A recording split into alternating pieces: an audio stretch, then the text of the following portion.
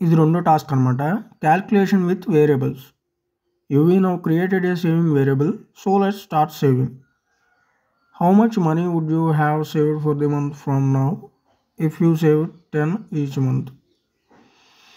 Okay, వీడు ఏమన్నాడంటే saving వేరియబుల్స్ని క్రియేట్ చేసుకోమంటున్నాడు. సో వేరియబుల్స్ మనం ఏమవచ్చు, monthly savings plus number of months. నాకు తెలిసి ఈ రెండు ఇస్తాడు. ఎలాగో ఈచ్ మంత్ వాల్యూ ఇచ్చేసాడు 10 అని చెప్పేసి. సో కంటిన్యూ చేద్దాం, అసలు ఏముందో చూద్దాం. ఓకే, అనుకున్న దాని ప్రకారం ఏమైందంటే ఆ మంత్లీ సేవింగ్స్ అనే వేరియబుల్ ఒకటి క్రియేట్ చేసుకోమన్నాడు. అలాగే ప్రతి నెల 10 రూపాయలు చొప్పున సేవ్ చేసుకుంటామని చెప్పేసి వాల్యూ ఇచ్చాడు. అలాగే ఎన్ని నెలలో కూడా చెప్పాడు, 4 నెలలు అనేసాడు. ప్లస్ మా సమ్ ఆఫ్ మంత్లీ సేవింగ్స్ అలాగే నెంబర్ ఆఫ్ మంత్స్ అనమాట.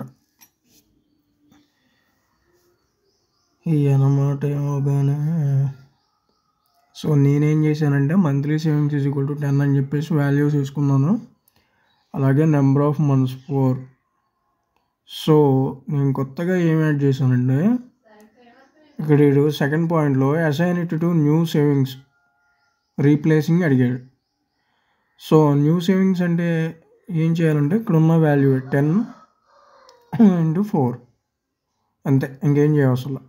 So print the value of new savings రూపంలో ప్రింట్ అడుగుతున్నాడు కాబట్టి, వాల్యూ అడుగుతున్నాడు కాబట్టి మనల్ని. సో మనం ఏం చేస్తున్నాం, ఇక్కడ న్యూ సేవింగ్స్ ఇక్కడ ఉన్న వాల్యూ అంటే monthly savings into number of months అయితే మనకి వాల్యూ వచ్చేస్తుంది.